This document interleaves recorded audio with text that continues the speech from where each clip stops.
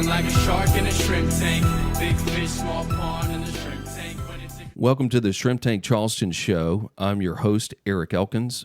The Shrimp Tank Charleston is a nationally syndicated podcast that can be heard and watched on YouTube, Google, Apple, Spotify. You can also tune in and subscribe to our shows on our website. Go to www.eellc.com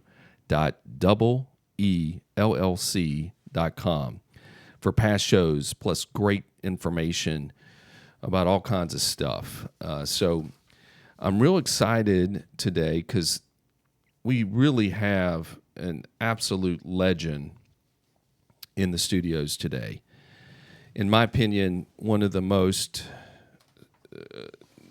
strongest mentally, physically, probably the best Gamecock football player to ever come out of the University of South Carolina, Connor Shaw. So welcome to the show, Connor.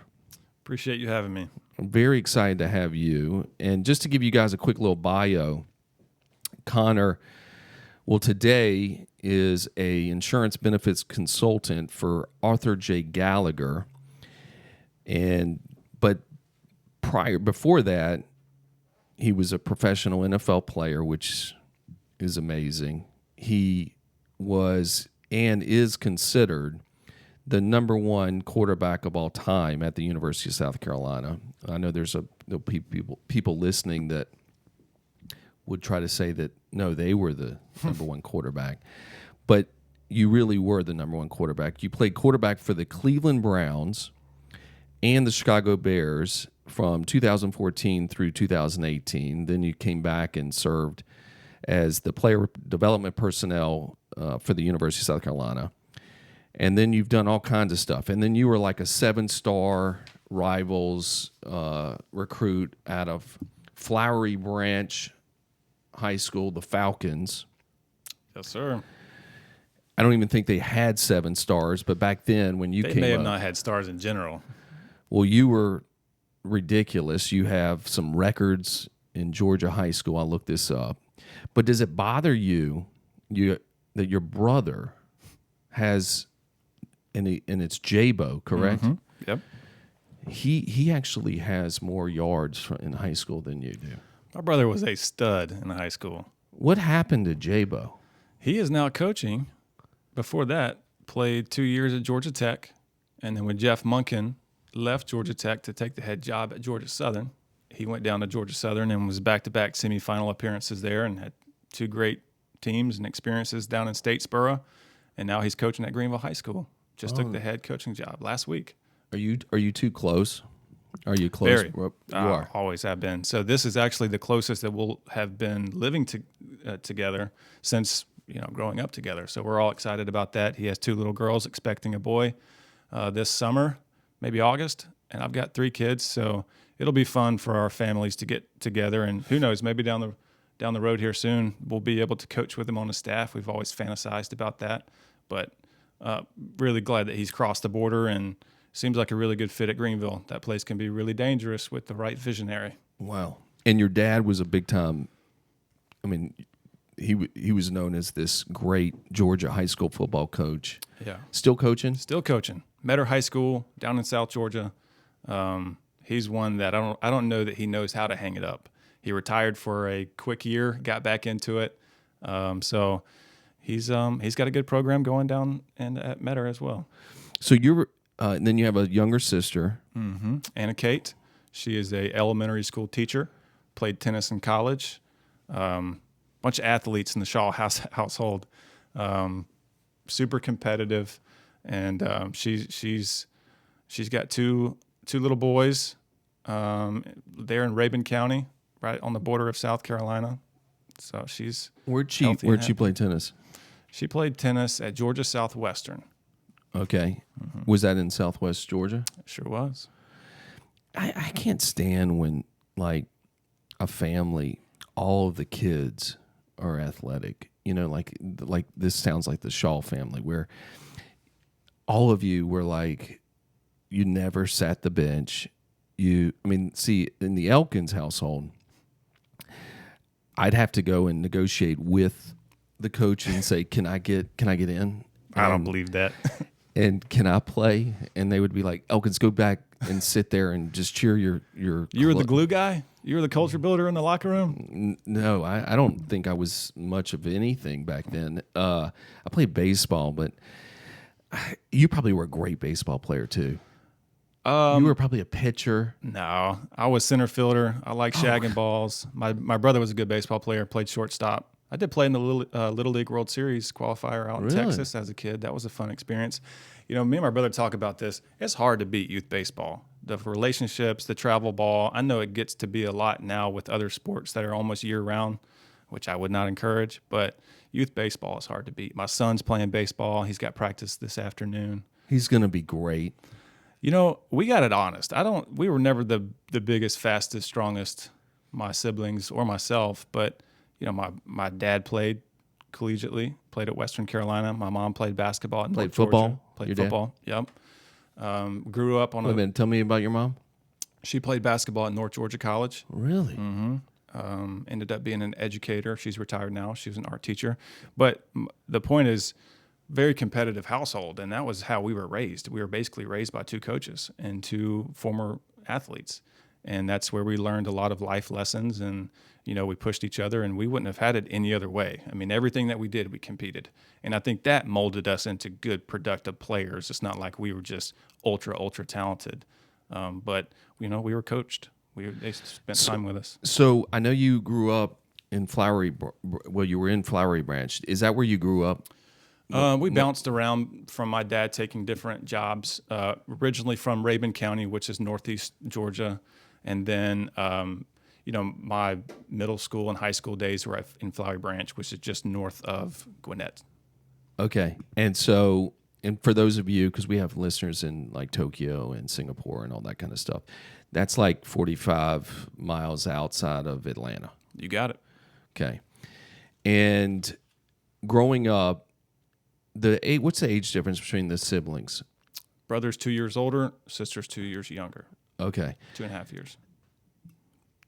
So when you're growing up, you're encouraged to play all these different sports, or you just, like, how were your parents when it came to athletics? Are they going, no, you have to play something, or are they like, just do whatever? You tell me. Yeah. Appreciate you asking that. And now as a parent with young kids, I look back on how my parents raised us when it came to sports and really appreciate how they approached it. It was definitely let's introduce you to sports, and we will feed whatever you naturally gravitate towards. If you want to play baseball, let's play baseball. How much time do you want to invest in baseball? Do you want to do lessons? Do you want to do travel ball? And so, you know, we played all sports. And I think it's important for kids to at least try all sports, be introduced to it. Basketball, football, baseball was the sports that my brother and I played. And when it was football season, we played football, gave it our undivided attention. When it was basketball season, we played basketball. It was baseball season, we played baseball. And in the summertime, that became more difficult as we got older because you get in high school and there's football workouts in the summer. And so for me, I started to narrow it down to football when I started getting heavily recruited. And I didn't want to risk injury, and I wanted to devote all my time going into my junior year to football. So freshman, sophomore year, what were you playing? Freshman, sophomore, I played football, basketball, and played wide receiver. My brother was my quarterback, and those were still some of my best memories playing the game of football. Playing with my brother, having these little hand signals, no-look hand signals. I'm running a post pattern, and he's throwing it, and so that was a lot of fun, and I did not want to play quarterback when my brother graduated. That's something my dad did make me do, and I'm glad he did it because I ended up liking the ball in my hands every play. But yep, it was football, basketball, and developed a lot too. Do you and your brother get along at that time, or is it more you're the little brother, you're annoying, or? No, and you're just constantly competing against each other. Yeah, we definitely competed in everything we did, but we had a close relationship. You know, he's 2 years older, so he had his friends and I had my friends, but we definitely bonded through sports. We had so many similarities in that regard, and that blossomed as we've gotten older too. But again, I mean, my whole house, life ball was life, and that's the way we were raised, and good, bad, or indifferent. But there's so many great lessons that we've learned through it. Your parents, let's talk about them for a minute, and then I want to get into that brain of yours, because why you're so mentally so tough.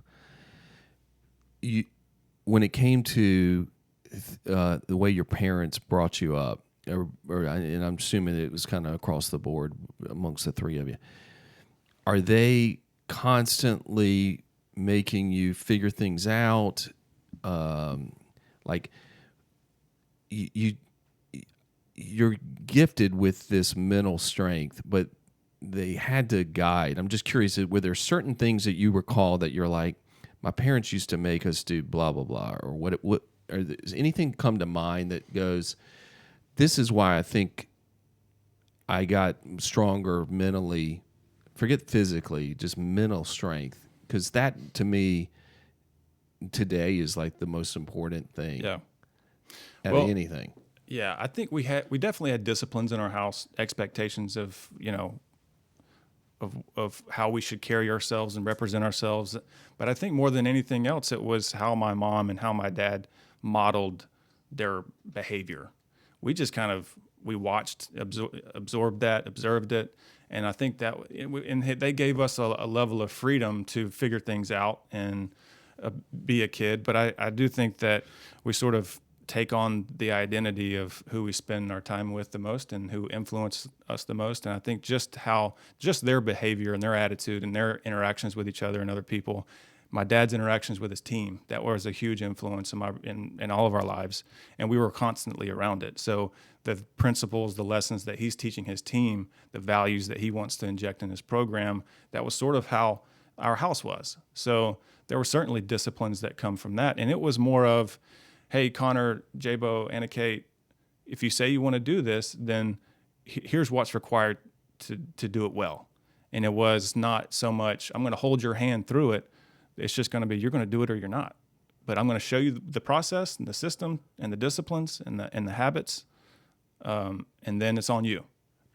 And so when you're dedicated to football, that junior, senior year, what did you... Give me an idea of the routine. Like, did you get up at 4:00 in the morning and take an ice bath and then meditate for 4 hours and then read 6 motivation books? No. I was a normal high school kid, but I was very focused on what I wanted. And football was what I loved the most. And so I didn't have a huge friend group. It's not like I partied. That didn't interest me. And I'm not trying to glorify myself in high school in this path to football lore, but truly I had a girlfriend and it was football, and that was it. I mean, I wasn't distracted by things that were not important to me. And so, we had our class schedule, where we worked out first. All football players did. We went through our normal class schedule. We had practice afterwards. In the off season, my dad was very, he built his program on, we're going to be very, from middle school to high school, there's systems in place where we're all on the same page and we're making football important and getting the community involved in it. So, football was, intertwined in everybody's life, not just mine. So because of the way you were, and you didn't party, a lot of your teammates, friends, whoever you were associated with, I'm assuming they're drinking, they're partying on the weekends, correct? Yeah, I'm sure I had a lot of friends that did that. Yeah. And did you ever feel like you were, because you weren't into that, you were laser focused on your football career? Was it where you felt you didn't get invited to things because they're like, oh yeah, he's all into his football? I'm just curious because a lot of times when I see someone take the route you're talking about. Mm-hmm. You, especially at that younger age, they take it. A lot of kids will take that as a negative, and realistically, like you're not being nice. You're really, it's not that at all. If anything, you probably wanted to be invited. You might not have gone, but you wanted to be invited. That would be my. Yeah. Am I right? Those are really good thoughts. I don't know that I ever felt the pressure I don't know that I was ever invited. I think that it was just understood that, and to your point, I think because of my demeanor and my nature, maybe I was a little bit unapproachable, and it wasn't intentional. But again, that wasn't a sacrifice to me. There was other things that I wanted to do, and I had really good friends as teammates on the football field, in the locker room, and a small circle, and that stayed with me through college.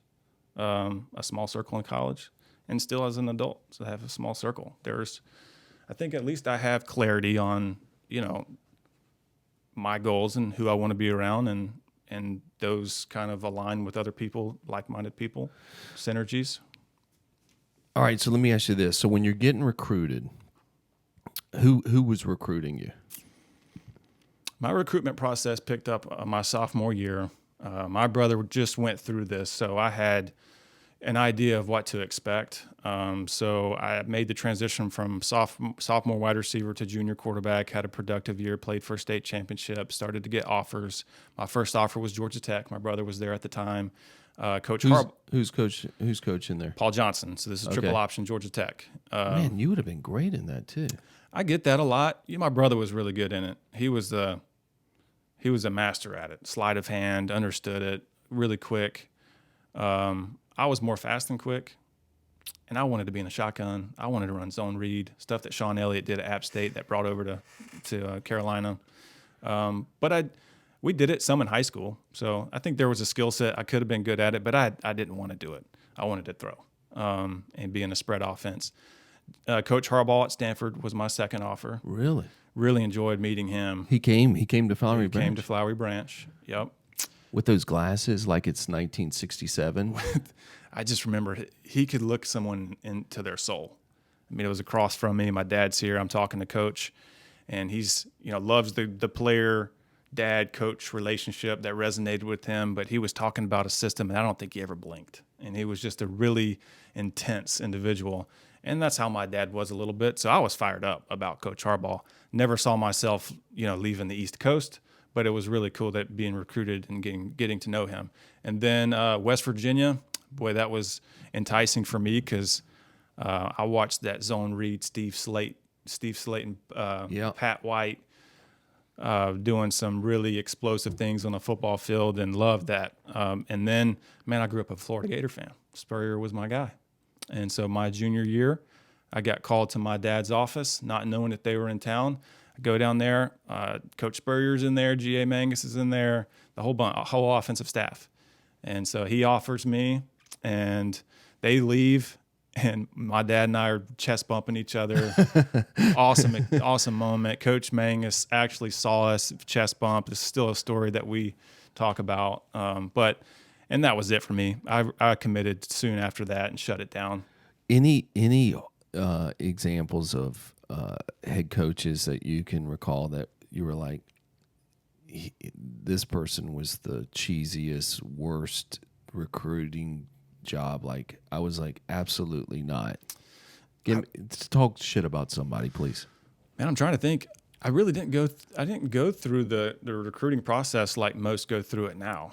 Again, I knew what I wanted. Coach Spurrier was it. So I shut it down. That was the only visit I took. I didn't go anywhere else. So there's just not much to be said about other programs because I didn't really experience it. I knew I wanted to make a decision so I could focus back on Friday nights at high school. I wanted to play in the SEC. I wanted to play for Coach Spurrier, who's been there, done that, who would challenge me. And I wanted to do something for the first time at South Carolina. And I think a lot of people had that same idea when we chose South Carolina. But yeah, the whole recruiting process to me was more drama than I cared for. Really? Because again, you're not that guy. Yeah, and that's how my dad is, and that's how my brother is. I mean, we get it pretty honest. We don't. Drama-free zone around here. Guys, you're listening to the Shrimp Tank Charleston Show. Follow our show on Apple Podcast under the search menu. Type in The Shrimp Tank Charleston. We're going to take a quick break. We'll be right back with the historic Connor Shaw. Attention. Do you own a whole life or universal life insurance policy? Were you told to expect a big tax-free nest egg at retirement, or that dividends will pay for the policy instead of you? Agents frequently sell products like this that are profitable for them, but not for you.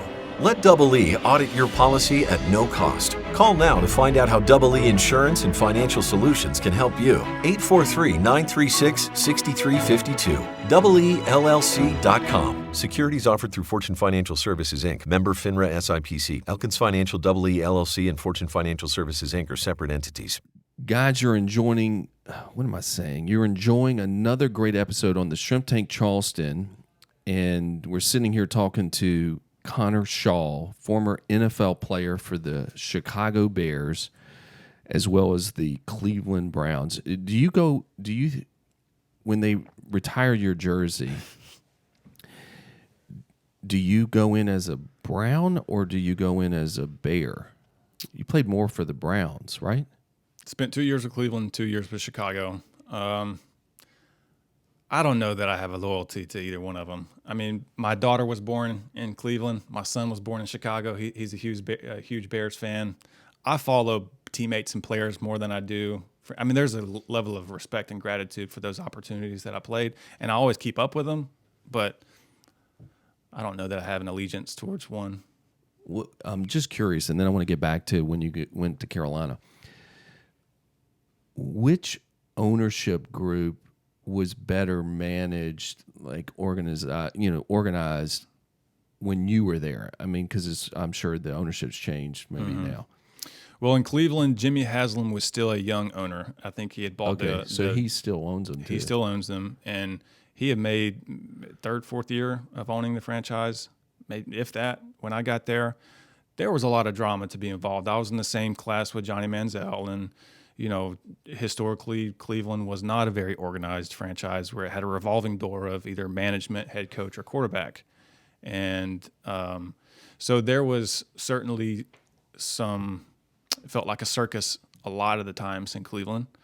And then in Chicago, I thought management and ownership was on the same page. That comes from that's deep family ties. The Hollis family, right? The Hollis family. And John Fox was there, players coach, super experienced. Mike Pettin was a first-year head coach in Cleveland when I got there. So stark differences in both places. I really enjoyed my time in Chicago. We weren't very good. We weren't very good in Cleveland either. But I think organizationally and culturally, the Chicago dynamic was more fun to be a part of. We were just young and didn't have a lot of talent at the time. John Fox, man, he just seemed like he was a great guy. Awesome. He just seems like Players loved him. Would take a bullet for you. Yeah, and you felt that. I don't know about Mike Petit or Pettin. Mike Pettin. Yeah, defensive guy, and was there for 2 years until a regime change in Cleveland. All right, so let's go back to you go on. You have all these high school records. Just so you guys know, he led the state of Georgia in yards and everything. There's no one been better in the state of Georgia than Connor Shaw and Jabo Shaw. I want to give props to your brother. He doesn't get enough props. Enough about you, Connor. I agree. All right, so you go on to South Carolina. Who were the quarterbacks that came in when you were that freshman year? Who were the ones that you came in with? Dylan Thompson was in the same class, and then Stephen Garcia was there already. And then a couple other guys, Andrew Clifford, Seth Strickland was there. And talk about a intimate, tight-knit group. Very thankful for the quarterback room that we had, who I think was super instrumental, not just from a performance standpoint, but personalities. We all complimented each other, competed our ass off against each other, held each other accountable. But to your question, Dylan, who is certainly a glue guy culturally. He's a player development in Houston Texans right now, and a heck of a player. And I'm so glad, I'm getting off topic here, but I'm so glad that we did not play in the era of the transfer portal, because Dylan was good enough to go play anywhere else, and he didn't. He played in some relief time for me when I was hurt, and then he took over his senior year and broke records. So, but we wouldn't have been the team that we were if that quarterback room would have been splintered. So, when I played competitively and even in business, I'll admit, and most people I think are lying if they don't admit to what I'm about to say. There's moments in your life especially back then, where you're not really that happy that this person just threw 3 touchdowns because you're like, I'm better than that person. To me, I mean, I have to live it with my boys in basketball. I see these guys and I'm like, I'm not deep down. I'm like, I'm not happy for this kid. He wasn't nice to my kid that one time. And then that's what happens as a dad. Sure. You're immature and blah, blah, blah. Did you guys have those, like, I know you're saying you are a tight-knit group, but you're competing against, did you not have, or was there situations where you're like, I should be playing over this guy and blah, blah, blah? There was never a situation, and I think I could speak for Dylan too. I don't think there was ever a situation where we were pulling against each other, that I hope he fails, because we understood that, number one, if he fails, our team is failing. But the competitive side, you always want to be out there. Like, I would never take a back seat to, I'm okay with being on the sidelines. That has nothing to do with Dylan. It's just my competitive spirit, thinking that I can go prove myself to be the best person on the field. And I'm sure everyone else has that same sort of mentality. Now, because we were good friends off the field, I think it helped that dynamic on the field. We had a lot of respect for each other, not because, we hung out all the time, which we did hang out. We had a lot of respect for each other because we both had the same sort of disciplined approach to the game. We respected the game enough to where we wanted to be really good at it, and we wanted what's best for our team. So when you come in, Steven Garcia is the starting quarterback? Mm-hmm. Okay. And he was known as this big partier, et cetera. You're coming in, you have a team mentality, especially with a dad as a coach. Mm-hmm. It's not about Connor. It's about the team, which I can see. It sounds like Dylan was kind of in that same. Are you looking, is it a little bit of a shock because now you're in college, guys are partying, let's say, and not putting in probably the effort that they need?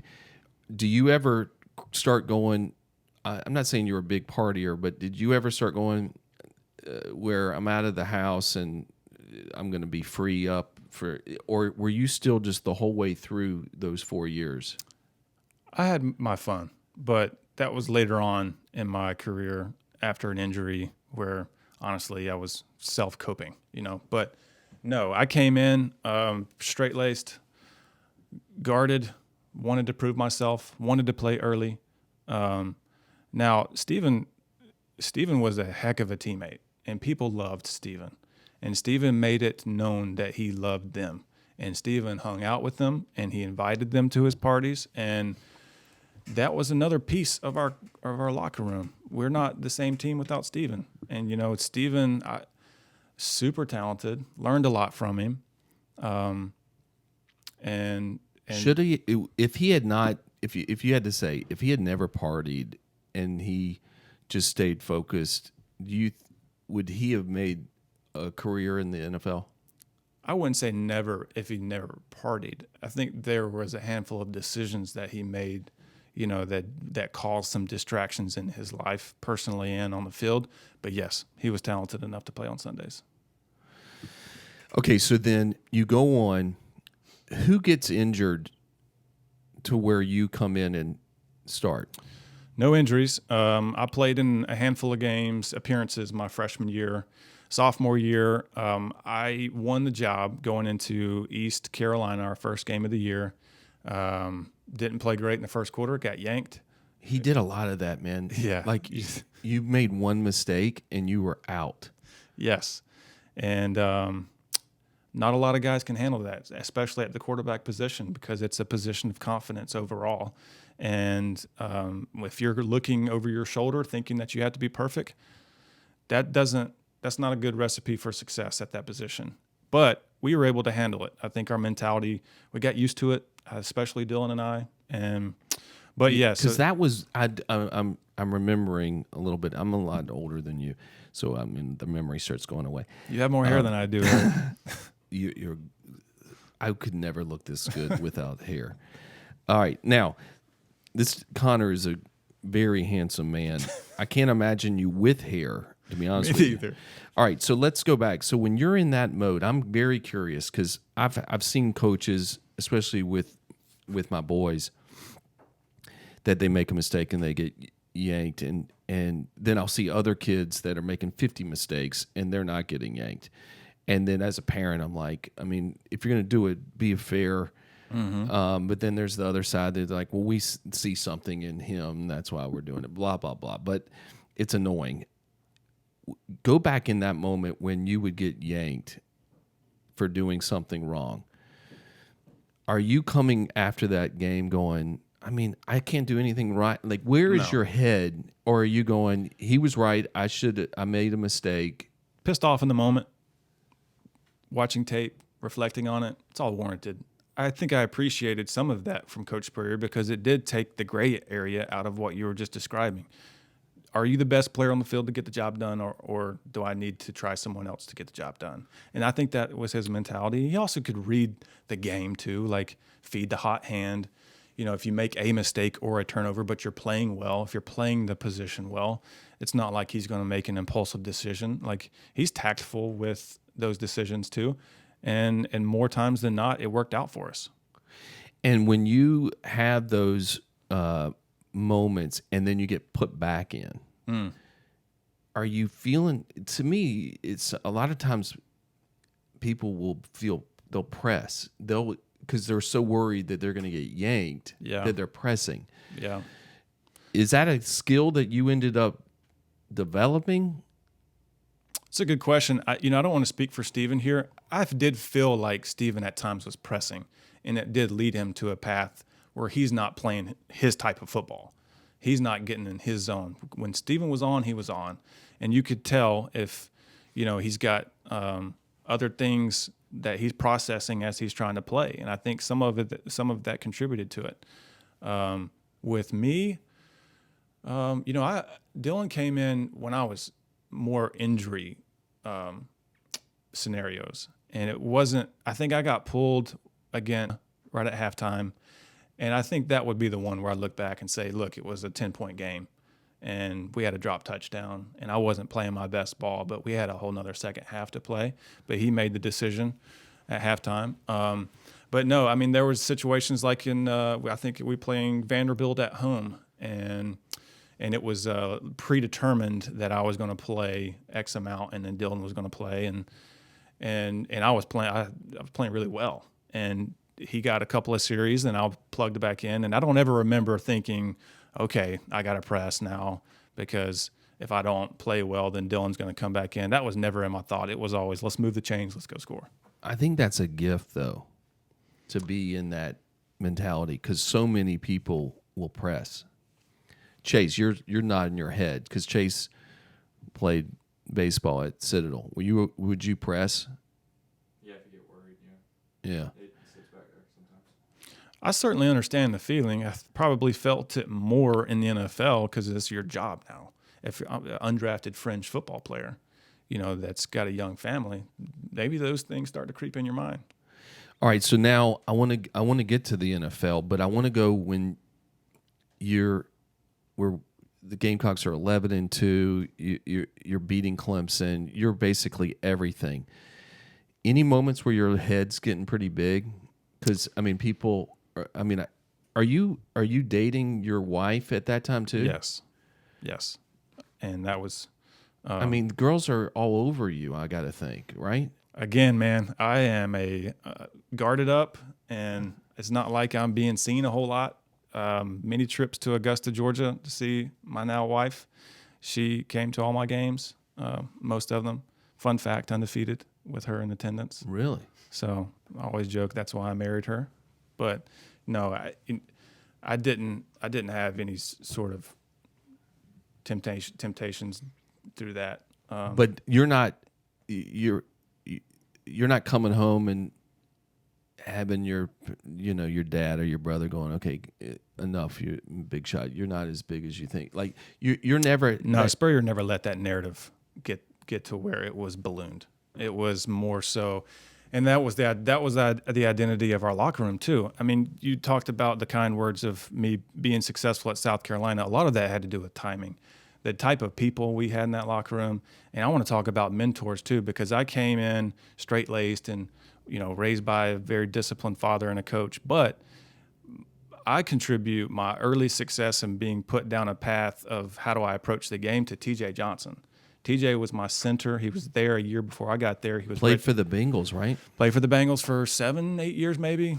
Pride of Aner, South Carolina, but another very disciplined, didn't care for all the extracurriculars. He wanted to be in a deer stand, on a turkey hunt, or in a weight room, or playing ball. And that was my kind of guy. And I learned from him, and he took me under his wing.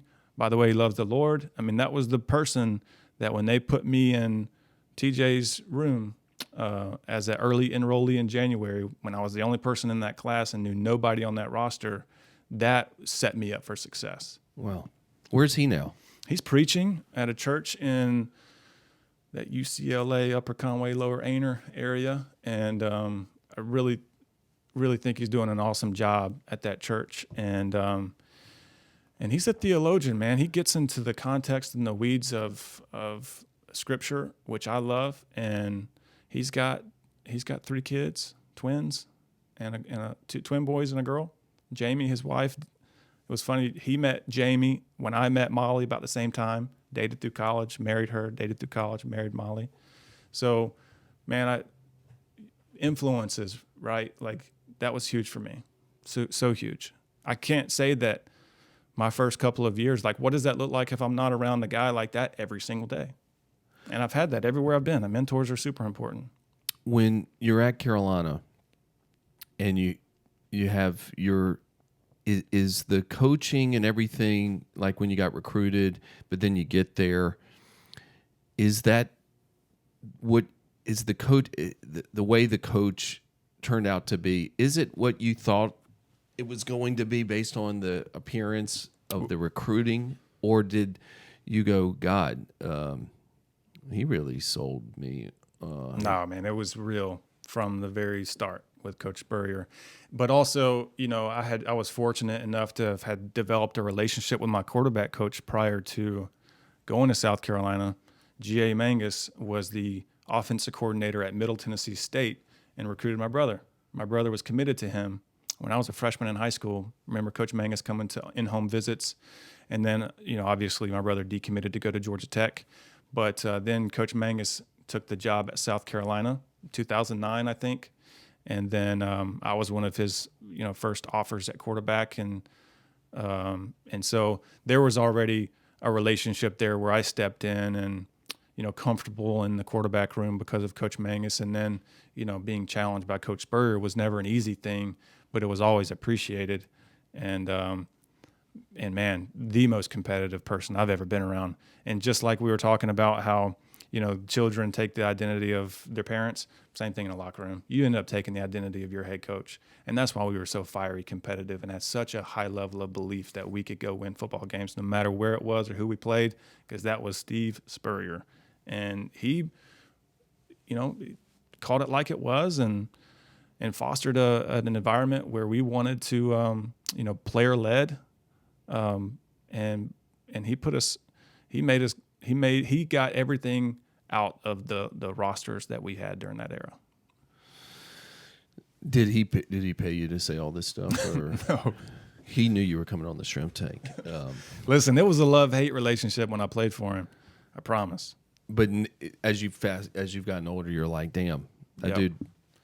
We talk about it all the time.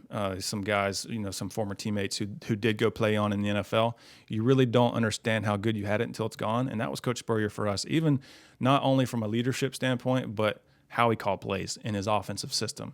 I played in pretty complex systems, West Coast offenses.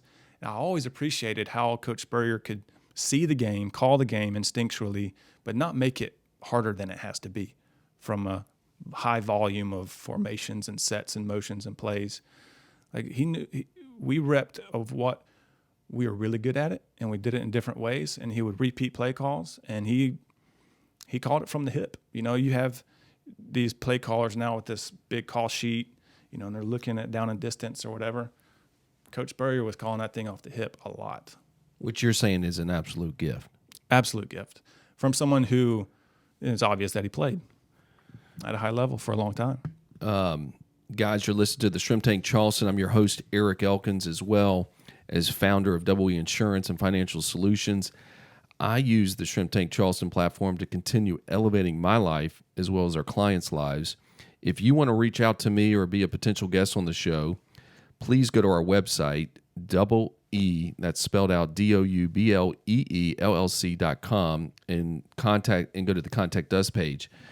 We've been sitting here speaking to Connor Shaw, and I got a lot of stuff I want to get into, and we only have so much time because you're a very important person. I'm not. I just have this gig and a couple other things going on. But now, I don't want to take a break, Chase. I want to keep going. Forget the breaks. Let's just keep going with Connor. All right, so Connor, you go to the combine. You don't get drafted. I was so impressed with your game in college. Like I felt like we would always have the Gamecocks always had a major chance of winning, a very high percentage chance of winning, because you were so confusing to the defense when it came to, are you going to run it or are you going to throw it? It was so hard. And I want you to know that I was having drinks because I was next door neighbors with Sean Elliott, and I gave him, and I tried to think about what the play, I said, here's a play. And I said, you need to run this. This is perfect for Connor. And he's like, I like that play. I think I'm going to do it. I can't remember what it was. It was so clever that I came up with, or maybe I saw it somewhere and said, you should do this. Unfortunately, I can't remember. I appreciate it, man. I don't think Sean ever ran the play, but it was really good. He liked it, but forget that. That's just a sidebar to say I contributed something to your career. You go to the combine, you don't get drafted, then you get picked up by Cleveland. You come into Cleveland the same year as Johnny Manziel, and what's that like? Because Johnny Manziel is, this heroic figure that you obviously competed against in the SEC. Mm-hmm. Just so everybody knows, I looked this up because I did so much research before you came in. You had 24 touchdowns your senior year and 1 interception. Were you all at SEC? You had to be all at SEC. No, but there was a loaded quarterback class. How do you not get 24 and 1? Well, yeah, I mean, you got to think. Aaron Murray was the SEC passing touchdown and yards leader. He was in the same class. A.J. McCarron's winning back-to-back natties at Alabama. You got Mr. Money Manziel at A&M. I know I'm forgetting a couple of more, but it was a loaded class. So, it'd been nice, but those things weren't super That's important. Bullshit. I am sorry for the cursing. I vote you all SEC for that year because you deserved it. Thank you. There's no doubt. So you go to Cleveland. Johnny and you guys are going into camp. Mm-hmm. What's he like? Well, I'll give you some insight on the process. Definitely swallowed some ego going undrafted. I thought I was good enough to be drafted. My style of play was a bit unorthodox. Had a long history of injuries. At the combine, I think I was the last one to leave at the hospital getting MRIs and x-rays just because they check everything, right? So I was a bit of a red flag from an investment standpoint. I understand that. So through that process, draft is over. My agent's fielding calls from different GMs. Had opportunities to go to Jacksonville, Seattle, or Cleveland. And they just took Johnny in the first round. So my logic was, okay, here's a guy that they're going to build the system around. And similar skill set from his style. And so I thought that I would be a good fit for the system. And so I really enjoyed my visit to Cleveland in the process prior to the draft. And Kyle Shanahan was there as the offense coordinator. Dow Loggins was the quarterback coach. Yeah, there was excitement, new head coach, new regime. He doesn't seem like a nice dude. Kyle? He looks, man, I love Kyle. Really? He looks so... Kyle's a G. He is AG. Really? Yes. He looks so grumpy all the time. Yeah, I could see that from afar. But if you knew him, if you were in the same room with him, like the players love him. He's for real. Okay. Yeah. I think he's obviously a phenomenal coach. Right. I mean, he keeps having a new quarterback every time, and they keep winning. His system, yeah, man, it's maximized the production out of the quarterback. But with some players now, there's a reason why they're at high level.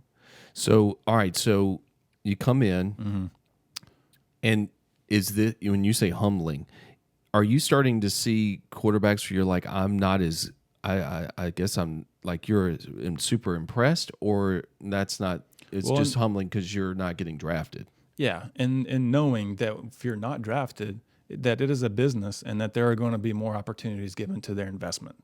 And that's just the reality. But you chip away with that by going to work every day, maximizing my reps, and during practice, if there were 8 to 9 periods of practice, I would get like 2 reps each period. So my mentality had to be, let's make the most out of these 2 reps and see if it grows to 3 and see if it grows to 4 reps. But yeah, there was all the attention, and rightfully so, was given to Johnny, and let's build a system around him. He didn't start that his rookie year. Brian Hoyer was in the room, and Brian was great to me, awesome teammate. And we were leading the division at the time. And then that's where some of the conflict internally started to arise within management, head coach, not on the same page, all that stuff. Kyle, offensive coordinator, ended up benching Brian for Johnny. And I think Johnny would be the first one to tell you, like, probably wasn't the most prepared to take over at that time. And I don't think we won another game. And that wasn't solely on Johnny, of course.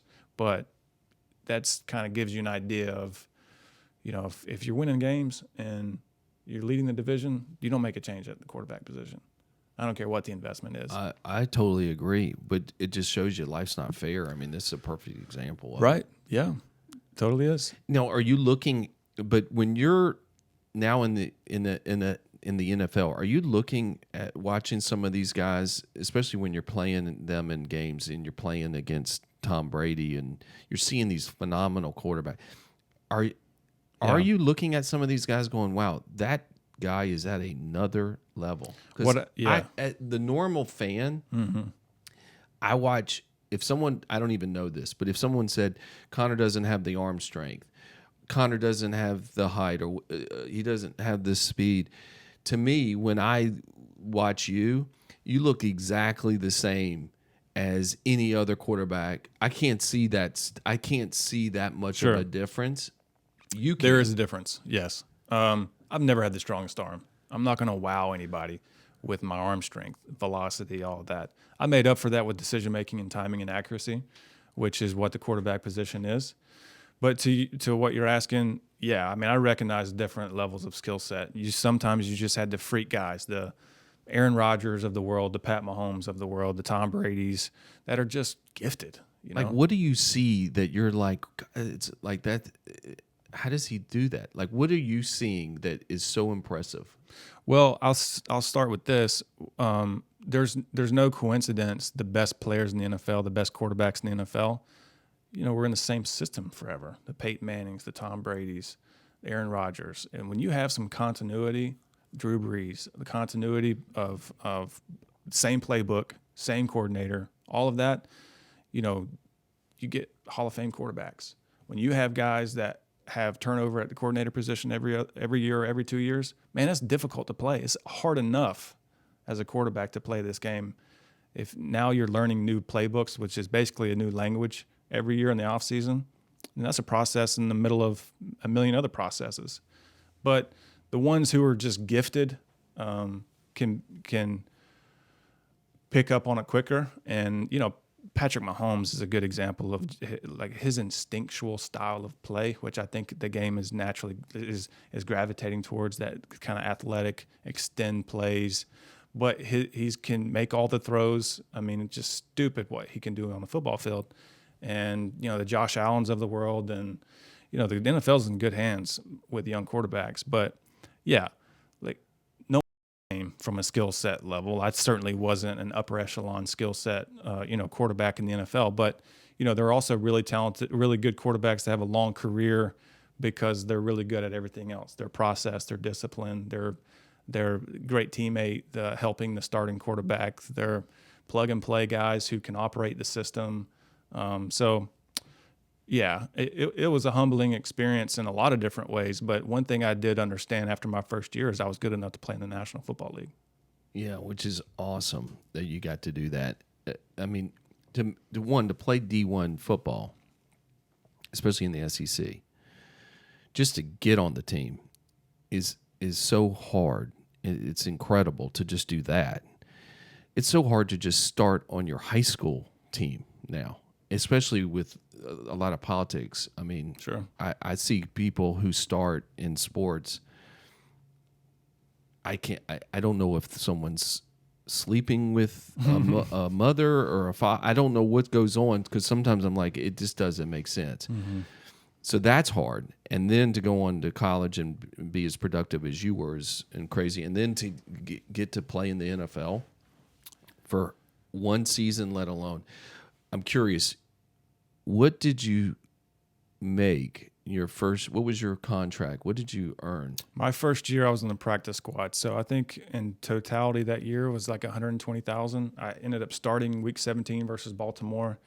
So wasn't on the active roster for most of the season. I was put on practice squad, which is honestly, it's a great place to be as a young. It's like a redshirt year in college. And the rules now in the NFL, you can place veterans on the practice squad, but for younger players specifically, it's great for development. Scout team, getting to know the game, getting caught up to the speed of the game. Is it that much faster that everybody says it is? Yes. You know, the SEC is a mini NFL, so you're playing freakazoids that are getting first round, picks every year. So the Alabamas and some of these top SEC caliber programs, they may have more first round caliber picks on their team than some NFL teams do, but I think the experience is what comes into play at the next level. It's guys who've been playing for a long time, and they know how to disguise things, and it's really hard to predict pre-snap as a quarterback what's going to happen. And Chase and I were just talking about this in the lounge. Defensive linemen are getting more athletic, and so that game is speeding up from a quarterback perspective. And just the intentionality of like the margin of error is so thin. So how you get off the line of scrimmage as a receiver, your tendencies pre-snap, the very minute things that just make that game super difficult, and you only get better through reps and experience. And that's what you're fighting at that level. Is just not only talented guys, but really, really guys who study the game and have a lot of experience. Who was the biggest freak that you've ever witnessed in terms of just the most athletic, gifted? One of my teammates. I mean, I played with Jadeveon Clowney and Melvin Ingram, and I think Melvin Ingram might be the most athletically gifted dude I've ever been around. Full standing back flip in full pads, probably faster than me. I mean, could throw it farther than me. Really? Oh, freakazoid. Is he still playing? Yes. I think his last stop was in Pittsburgh, I think that's right. Bounced around a little bit. Clowney's in Baltimore. Clowney's another freak. Everybody says Clowney was. I remember Sean coming home from practice going, I mean, it's something else to watch when he turns it on. Yeah. It's just whether or not he keeps it on. It seemed like was, at least when you watch Clowney, one play looked like he wasn't putting in the effort. Then the next play he puts it in, and then you can't stop him, and then takes the foot off the brake or the gas. But maybe that's just how he looks. It's not he's really doing that. That's maybe probably fair to say. Yeah, I do know that he elevated South Carolina. He made us better in every way. It's hard to game plan for. So do you see like when you're in the NFL, are you seeing guys' work ethic where you're like, God, I thought I worked hard, but these guys, some of these guys are, I mean, what was that like?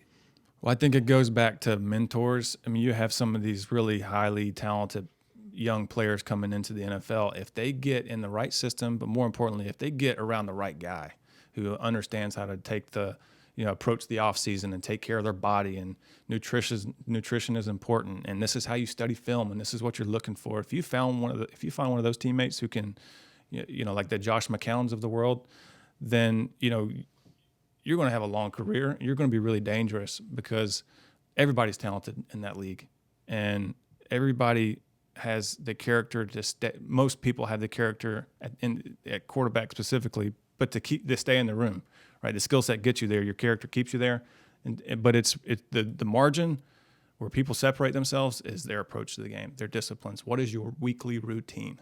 And if you don't have one, you're going to get lost. I mean, it's a very militant, regimented lifestyle, and you have to honor that. What was your weekly routine?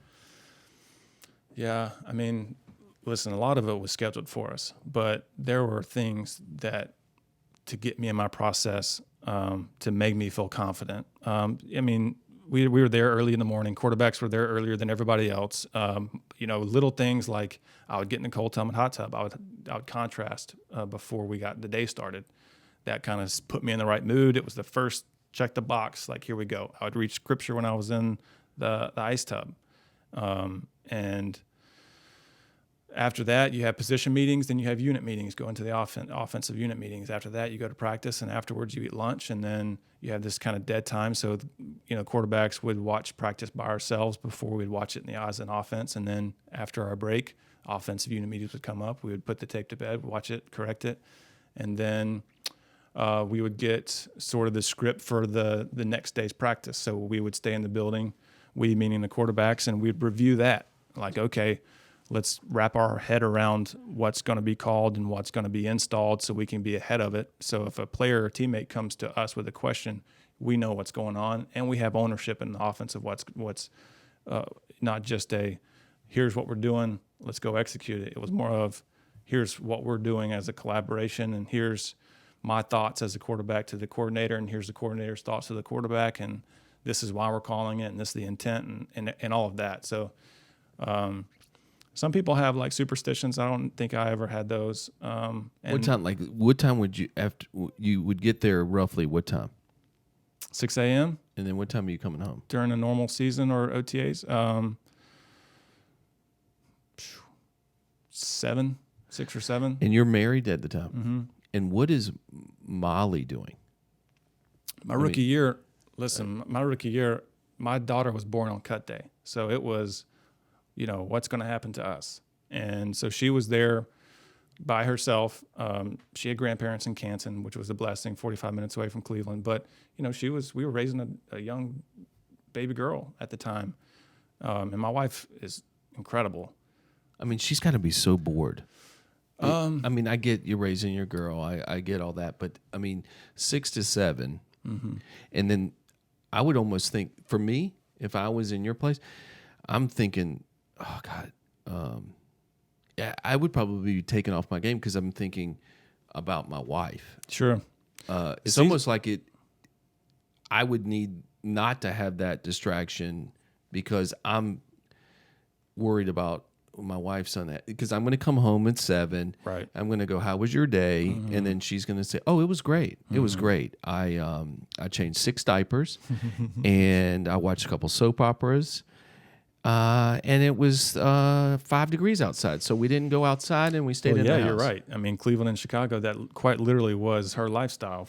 I might as well have been deployed during season. Now that changed the next 3 years because I had season-ending injuries, so I was at home a lot more, and so my role within the team became more: how can I help the quarterbacks prepare? And so I wasn't in the building like the other guys were. But yeah, You have to create your own sort of discipline routine within the team routine that's scheduled for you. And I think that kind of puts you in a place mentally where you just stay confident. You got to have your little things. Molly. Yeah, Molly, it sounds like she's the strongest mentally totally in the Shaw family. And she, Molly, I hope that's what you wanted me to say to Connor. I did what you told me. I'm reading exactly what you told me to say, Molly. Guys, you're listening to the Shrimp Tank Charleston. We're going to take our last break. We'll be right back. If you're like most successful business executives, you would probably rather stick your arm in a bucket of snakes than formulate a strategy for your insurance and financial needs. Who even understands estate planning, 401k plans, or key men insurance? We do. We are Double E, your virtual Chief Insurance and Financial Officer. Let us free you up to do more of what you do best and less of what we do better. Call 843-936-6352. EELLC.com. Securities offered through Fortune Financial Services, Inc., member FINRA SIPC. Elkins Financial EE LLC and Fortune Financial Services, Inc. are separate entities. Welcome back, and thank you for tuning into the Shrimp Tank Charleston. I'm your host, Eric Elkins. We have, fortunately today, I'm very grateful to have Connor Shaw in the EE studios. Just so you know, you can watch this interview on our YouTube channel. Just again, go to the search menu, type in The Shrimp Tank Charleston, and you can see this handsome man, Connor Shaw. But he's not going to pay any attention to you because he's happily married to a beautiful woman named Molly. All right, we were talking about this life as a professional, and then this career kind of comes to an end. You start having some injuries, and now it's time to, I guess, transition to the world. And you're how old? At the time, 24. 24 years old. That's not true. My last year was 26. Yeah. All right, so you're 26 years old, and now you're. Where do you go?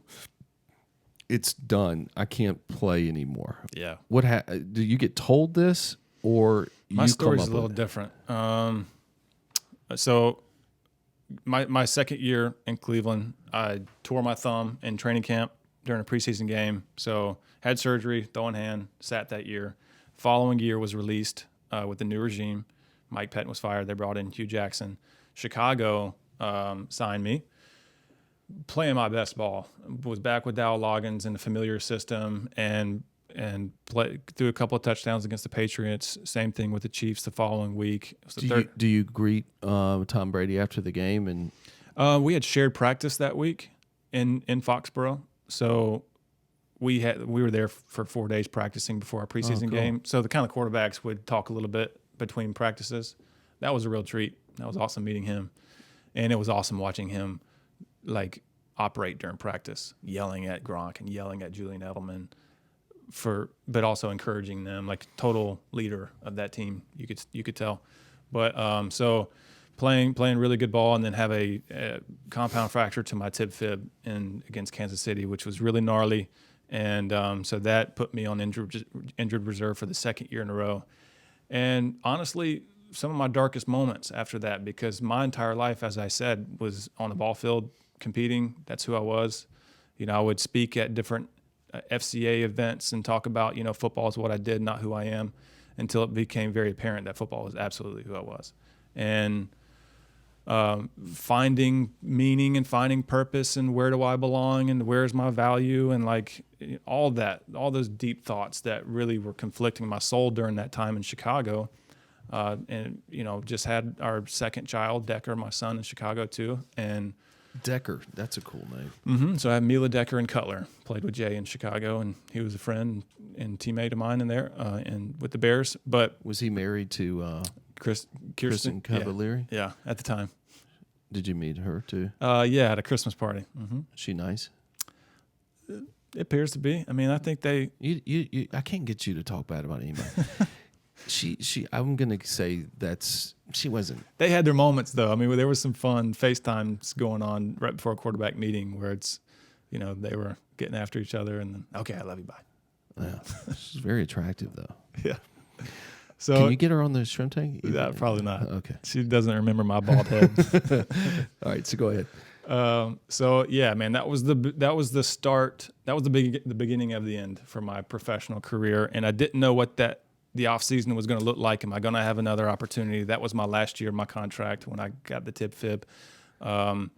Fortunately, Chicago believed me enough to sign me on a 1-year deal. I attacked my rehab. That's about a 12 to 14 month process that I cut in about 8 months to go through OTAs the following March and April, only because I had to. to earn a spot. Like I didn't have the luxury of waiting until camp.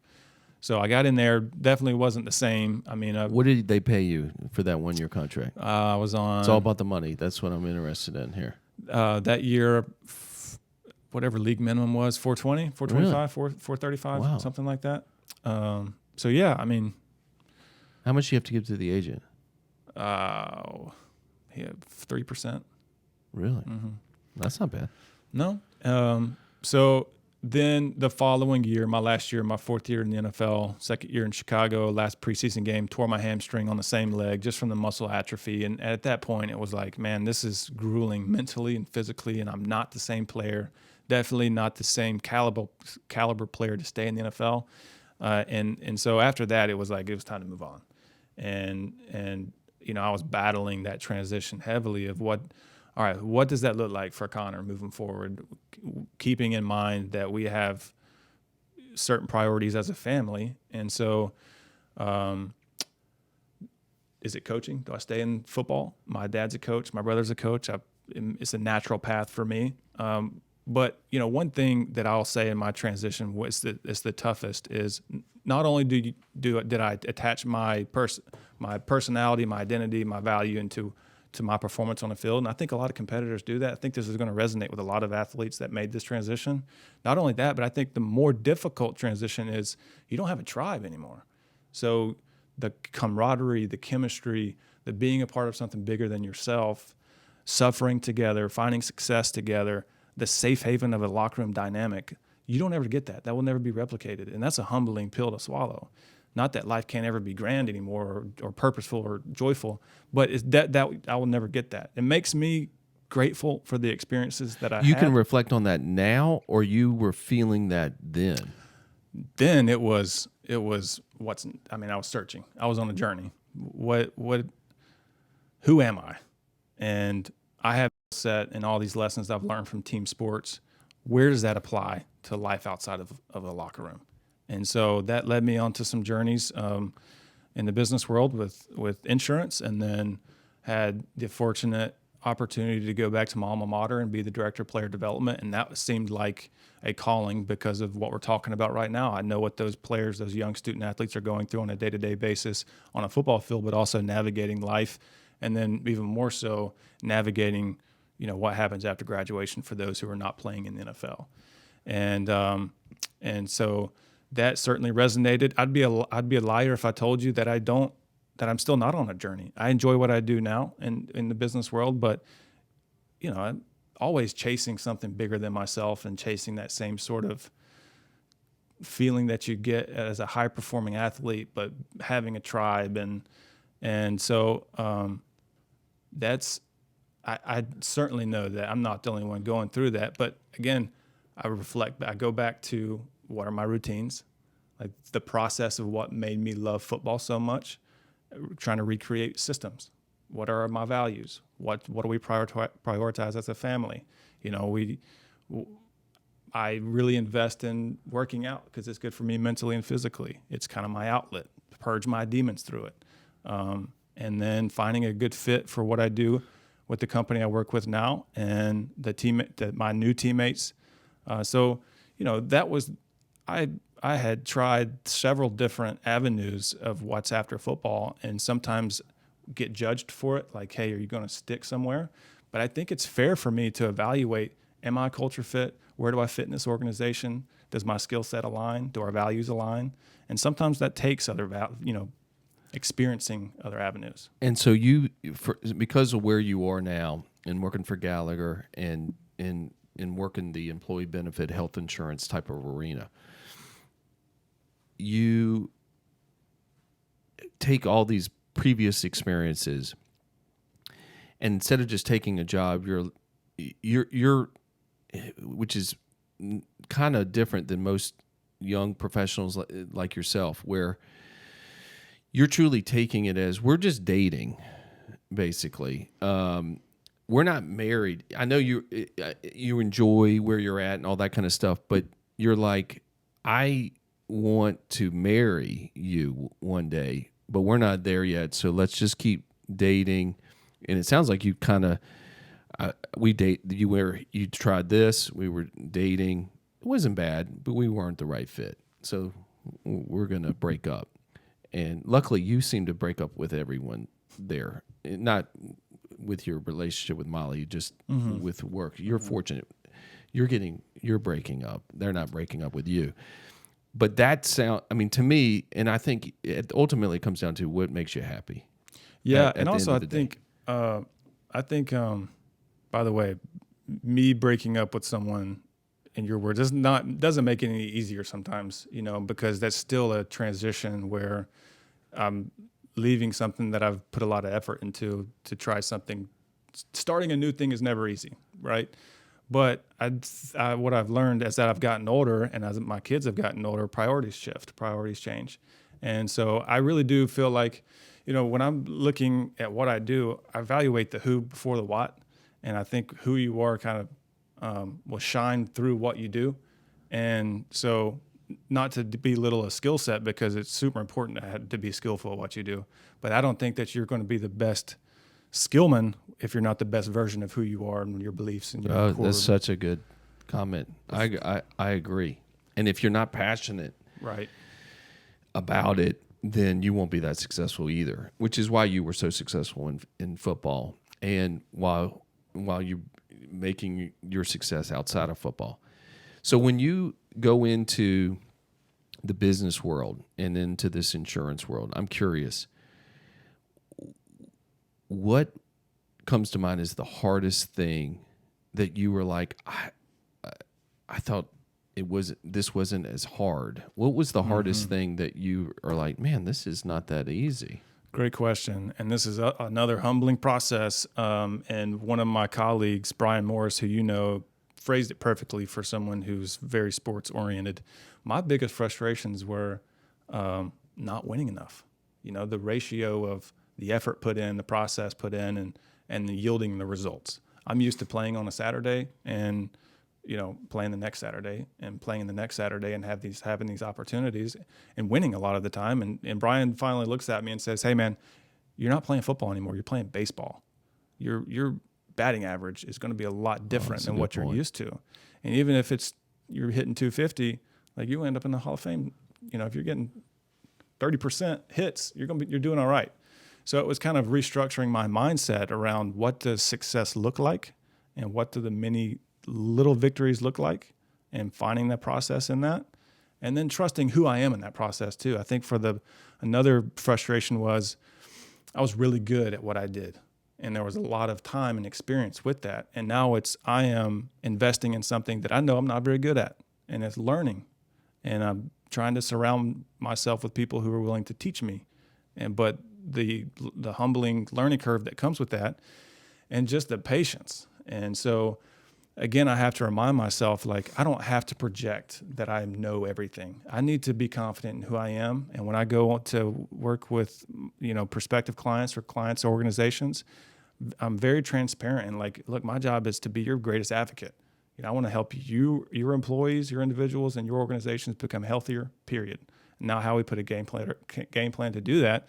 And for the lack of a better word, I'm going to be your quarterback because I have a team that's much more proficient and that makes me confident in what I do. And so that's sort of my process, and I'm learning through osmosis, and I'm learning through the process of doing that with my teammates at Gallagher. And I think that's where I've really found my fit in what I do. I'm not trying to become someone I'm not from a skill set or from a character standpoint, if that makes sense. No. I think everything you said is what you should do, because if you try to act like you do know everything, you won't be very successful. I always say if you stay humble, then people will feel sorry for you and they will be more open to work with you because, one, you're being honest with them.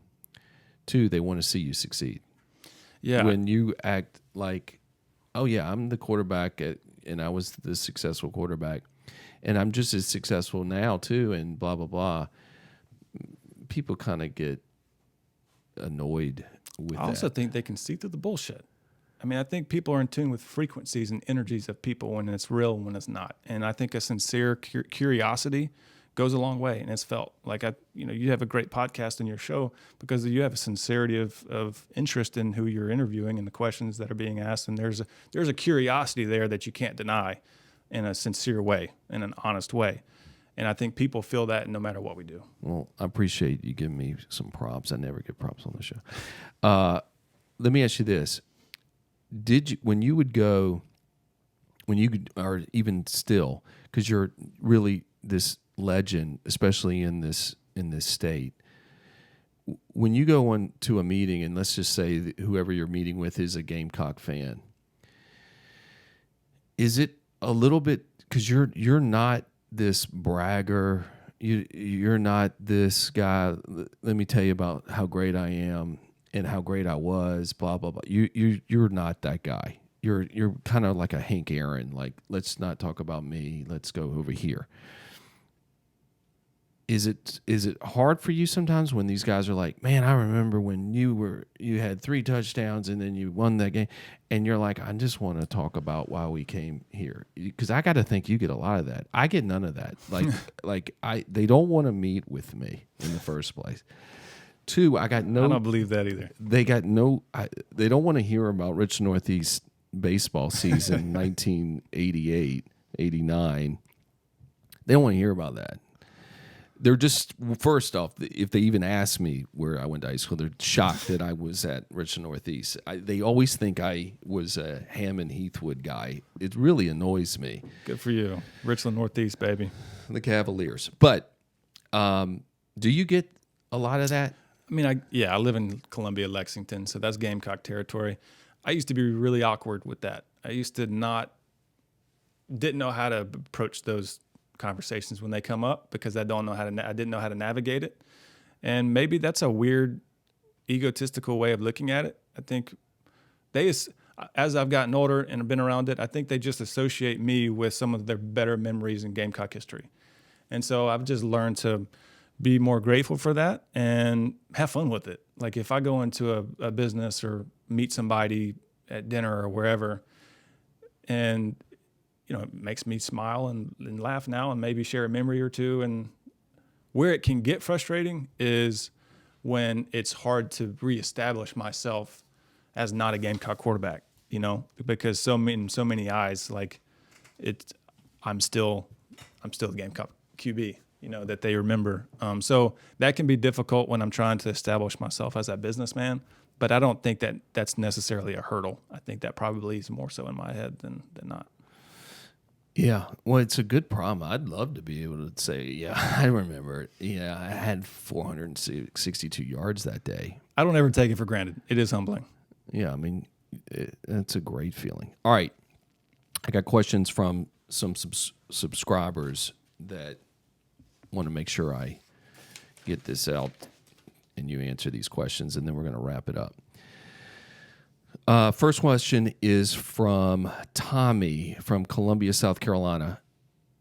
Do you really, this is what it says. I don't know why you put this one on here. Do you really think you should have been ranked number 1 quarterback by the state newspaper in 2016 over Tommy Suggs? Would this be a Tommy Suggs that asked this question? I don't know. His name's Tommy from Columbia, South Did you Carolina. write that with a pen before we walked in here? I don't know. But I guess in 2016, the state... Well, I will say this. Tommy wasn't bashful of saying, hey, I got the ring. He's the only one with an ACC 1969 championship ring on. So, respect to the guys who came before us. All right. The next one's from Todd. No, I'm joking. All right. The next one is from Bill in Tuscaloosa, Alabama. All right. Who was your favorite SEC team to play at their state, at their place? Yeah, most hostile, hands down, Death Valley, LSU. 8 o'clock game in Baton Rouge. The voodoo becomes a real thing. It's loud, mean. The only place I've ever been where when their offense is on the field, it's still a dull roar. And I wore a visor because I wore contacts, still do. But I had to take my visor off in Baton Rouge because it was so loud. The field was vibrating and my visor was vibrating. Really? Yep. visor was legit vibrating. I had to take it off. Any place in the NFL that you were like, wow, anything close to an SEC? Not to that. Not to LSU. Seattle gets loud. Kansas City gets loud. Never been to Buffalo. Baltimore was pretty rowdy, but the Steelers Steelers were not. Pittsburgh got rowdy. There were some night games in Cleveland at playing Pittsburgh with Big Ben. Yeah, they get rowdy there too, but nothing like what you see day in and day, like every week in Saturdays in the South in the SEC. Nothing like it. Nothing like it. Okay, Diane in, I can't even say this place in Florida, Taki, Florida. I don't know where that is. Steve Spurrier, the best coach you ever witnessed in your career? Yes. From a leadership standpoint, from a knowing how to navigate skill sets and personalities on his team, and getting the potential out of his players. But I think the greatest skill set of a coach is bending to the skill set of the players. It's not we're going to do it this way because I've always done it this way. Coach Spurrier was a great example. We brought Sean Elliott in 2010. We got out of under center and I formation and the fun and gun that Danny Werfel did and Rex Grossman did. He bended his system to the skill set of his quarterback and to the rest of his players. So, and again, had the instinctual play calling of knowing when to take a shot, knowing to be conservative. Best I've ever been around. Okay, next question. The greatest athlete who didn't live up to his potential. This is from Joe in Cleveland, Ohio. I feel a little guilty saying this because I don't mean it in a derogatory way, but, with two guys we talked about who had firsthand experience with, Johnny Manziel and Steven Garcia. Steven specifically, he had the skill set and the physical tools to be to play this game for a long time.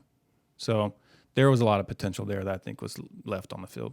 And you would say the same thing about Johnny? Yeah, I think Johnny just had the level of professionalism where he never really, mastered or understood or cared to. Are you friends with Johnny? Probably talk through text messages a couple times a year. Where does he live now? He's out in Texas. Mm-hmm. What's he do now? Not sure. He had like a really good Netflix or something I watched. Yeah, the documentary was really good. Actually, that was the last time I talked to him. I texted him and said, "Hey, man, enjoy the documentary. Appreciate your being real on it." Yeah. And Johnny, if he was here having a beer with us, be an awesome dude to be around. And he was a great teammate.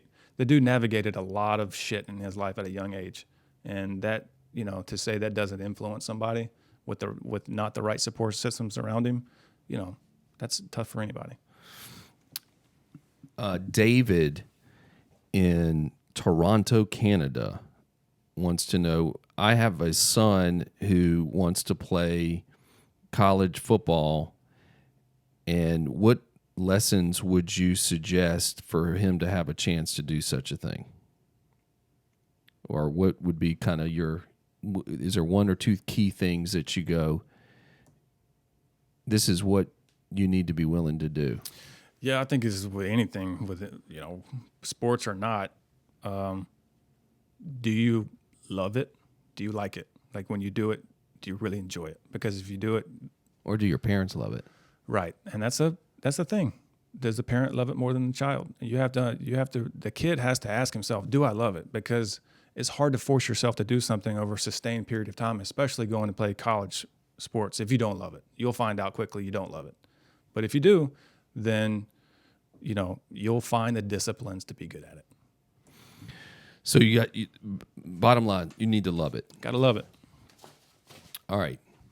Those are our questions. Last thing I want to ask you is 5 years from now, 10 years from now, what does the Connor Shaw look like? What does his life look like? 5 years, my daughter will be 14, so she'll be a freshman in high school. My son will be 11, so he'll be in middle school. Still highly involved in their lives. We homeschool, so I don't anticipate that changing. Have a nice book a business with really good people who I enjoy working with, and maybe find myself on a football field in some capacity. Maybe that's coaching with my big bro in Greenville, but I'm going to be on about 50 to 100 acres with some chickens in my backyard and a barn dominium, and maybe growing some mushrooms in the back. But that's look, we live. Are we talking mushrooms like that functional get you mushrooms? Lion's mane, turkey tail. Okay. know. But not the ones that make me a little nutty. You said it, not me. All right. I tried that. It doesn't do anything for me. What, the psychedelics? Yeah, like mushrooms and like a candy bar thing. It's not my thing. Well, I'm not some big drug user in any ways, but that's what all drug users probably say is what they say out there. But I'm really not. As I've gotten older, I'm getting to where I don't even enjoy drinking that much. I just get a headache from it every time. Yeah, no, I can relate to that. All right. This has been a great show. Oh, I got one more. Sorry. I'm like Columbo. I got one more question. Keep them coming. Who's the best athlete in the Shaw household? Not your kids. I'm talking about J-Bo. And my sister and Kate. Man, that's a loaded question. You put me in a tough position here, Eric. Well, just answer it. I mean, and be true. Greatest athlete. It's not who is the best athlete in the house? I'll take the crown on that. So there was a gentleman that I worked with, and when I had my second son, he said he'll be your greatest athlete. And I was like, what are you talking about? He's like, yeah, the second one is There's always something the about that. best athlete. And both of my boys, I feel like I would probably say athletically, the older one is probably more like, oh, you're going to play golf? They're both decent. They don't have Shaw genes, but they do well for the Elkins genes. But mentally, the younger one is stronger. It seems like the oldest child, and you might see this with your oldest, and it is true because my wife read the book, The Birth Order, and it's true in my house. The first child has a tendency to be very much a rule follower, doesn't want to fail. So what can I do to prevent from failing? The second one is more free. Mm-hmm. Oh, I'll try that. I'll throw the pass down the field, but there's 3 people down there. You shouldn't do that. Older one would be like, you shouldn't do that because there's 3 people. I don't care what other people say. Yeah, there's something to that. I definitely think that the second child has the benefit of learning the mistakes and everything else from the older child, the rivalry of the sibling too. But yeah, I mean, that actually adds up.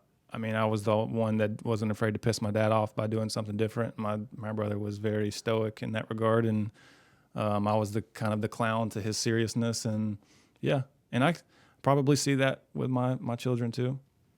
And I would think the older one is a better coach. Yes, that's very true. We've actually had conversations about that. There's something about that second one that's you don't have the patience to deal with. Why can't you just do it the way I'm telling you? You don't want to listen to that. Truth to that too. Yeah. I know so much stuff. It's amazing. All right, guys, great show today. I hope you enjoyed this episode. Please check out our previous episodes on the various podcast channels and follow the show.